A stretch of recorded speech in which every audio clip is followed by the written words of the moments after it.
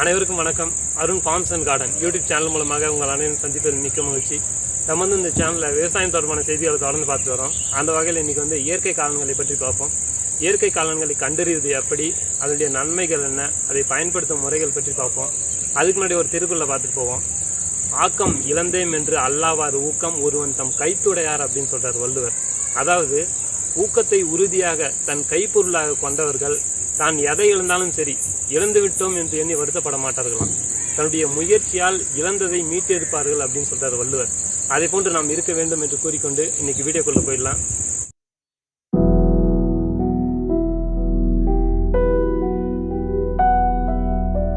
மழைக்காலங்களில் வயல் வரப்புகளில் இந்த இயற்கை காலங்கள் முளைப்பது உண்டு. இந்த காலங்கள் பூஞ்சை வகையை சார்ந்தது. இந்த காலங்கள் மக்கிய பொருட்களிலிருந்து முளைக்கக்கூடியது. பெரும்பாலும் இது கரையான்கள் இருக்கக்கூடிய புத்திலிருந்து முளைக்கும். எப்படின்னு சொன்னால், இந்த கரையான்கள் பூமிக்கு அடியில் சேமித்து வைக்கக்கூடிய உணவுப் பொருட்கள் மக்கி பூஞ்சையாக மாறி அதிலிருந்து காளான் உருவாகும். சில நேரத்தில் காளான் ஒவ்வொரு வருஷமும் ஒரே இடத்துல கரெக்டாக முளைக்கும், நாம் பார்த்துருப்போம். அதுக்கு இந்த கரையான் புத்து தான் காரணம். இந்த கரையான் புத்தில் கரையான்கள் இருக்கிற வரைக்கும் இந்த காளான் பல வருஷத்துக்கு முளைச்சிக்கிட்டே இருக்கும்.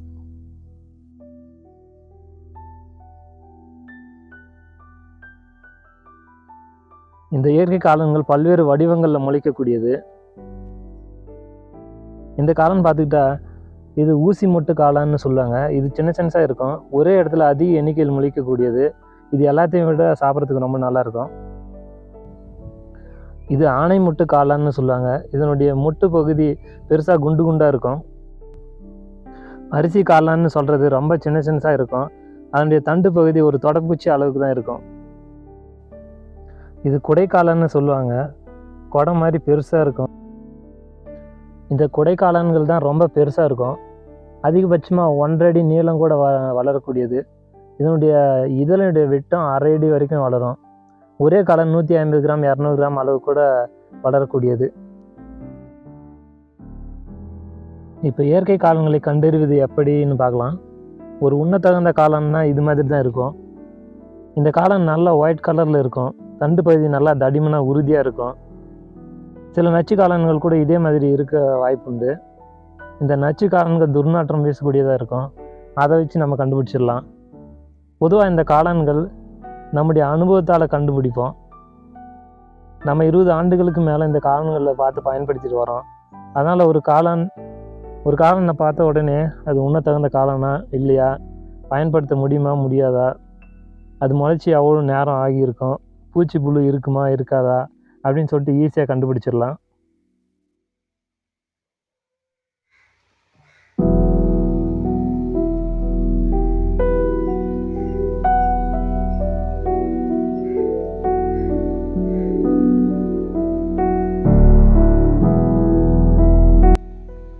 நம்ம பயன்படுத்தக்கூடிய நல்ல காளான்கள் அப்படின்னு சொன்னால் இது மாதிரி தான் இருக்கும்.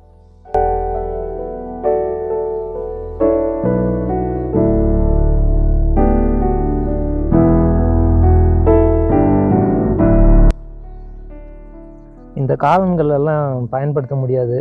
ஏன்னா இந்த காளான்கள் எல்லாம் கெட்டு போச்சு. நம்ம பார்க்குறதுக்கு ஒரு நாள் முன்னாடியே முளைச்சிடுச்சு. இந்த காளான்கள் கெட்டு போச்சுன்னு சொன்னால் லைட் ப்ரௌன் கலராக மாறிடும். நம்ம பார்க்கும்போதே தெரியும், உறுதியாக இருக்காது. தண்ணியில் போட்டு ஊற வச்ச மாதிரி ஆகிடும். இதில் நிறைய புழு பூச்சி உருவாகி இருக்கும்.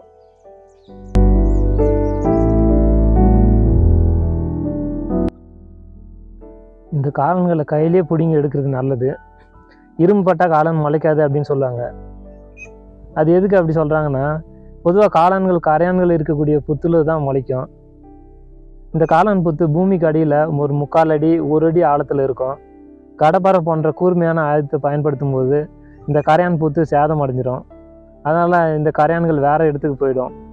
அதனால் அடுத்த வருஷம் அதே இடத்துல காளான்கள் முளைக்காது. அதனால தான் அது மாதிரி இரும்பு பட்டா காளான் முளைக்காது அப்படின்னு சொல்லுவாங்க. ஆனால் இரும்பு மட்டும் இல்லை, இரும்பு அல்லாத வேறு கட்டை போன்ற கூர்மையான பொருள் நம்ம பயன்படுத்தினாலையும் இந்த புத்து சேதம் அடைஞ்சு காளான் முளைக்காது. ஆனால் இந்த புத்து சேதம் அடையாத மாதிரி ஒரு 1/4 அடி வரைக்கும் வேணும்னா கடப்பாரை பயன்படுத்தி தோண்டி நம்ம எடுத்துக்கலாம்.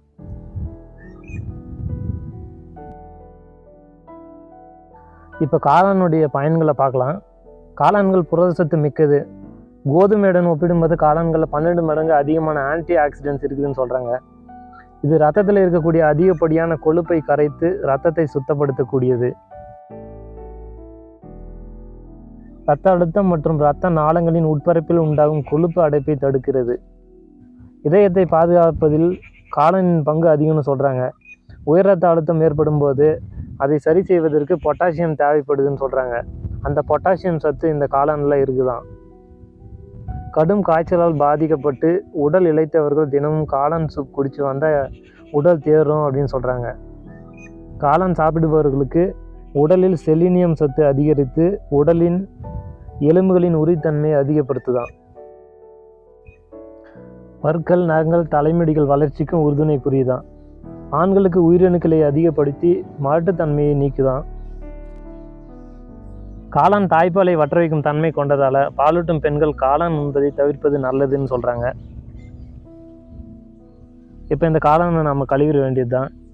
இந்த காளானை கழுவும் போது மண் இருக்கக்கூடிய இந்த தண்டு பகுதியை தனியாகவும் மற்ற பகுதியை தனியாகவும் ஊற வச்சு கழுவணும்.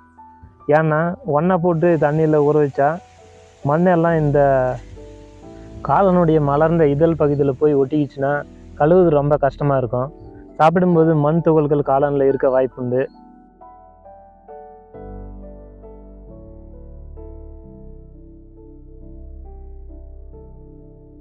இந்த காளானை நம்ம 2-3 முறை கழுவி எடுத்துக்கிறது ரொம்ப நல்லது. ஏன்னா இதில் அப்போ தான் இதில் இருக்கக்கூடிய மண்ணெல்லாம் போகும். சமைக்கிறத விட இந்த காளானை கழுவுறது தான் ரொம்ப கஷ்டம்.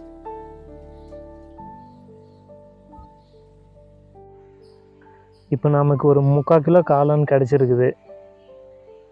இதை இப்போ சமைச்சிட வேண்டியது தான். காளான் சமைக்கிறது ரொம்ப ஈஸி தான்.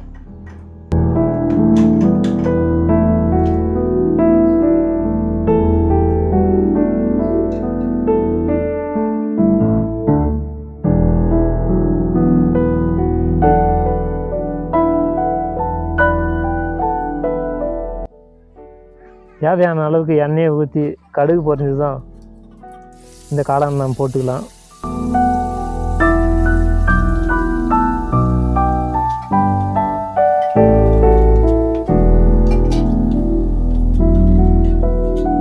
இந்த காளானை போட்டு வதக்கணும். இந்த காளானில் ஏற்கனவே தண்ணி இருக்குன்றதுனால நம்ம தண்ணி எதுவும் ஆட் பண்ணக்கூடாது. தேவையான அளவு உப்பு போட்டுக்கணும்.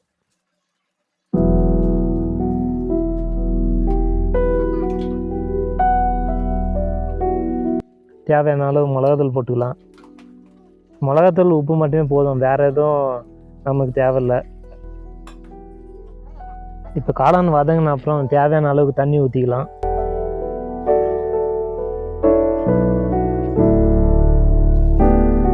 காளான் சமைக்கும்போது மட்டன் குழம்பு சமைக்கும் மாதிரி நல்லா செம்மையாக பயங்கரமாக வாசனை வரும். 1/4 மணி நேரம் இல்லை 20 நிமிஷம் நல்லா வேக வச்சா காளான் வெந்துடும்.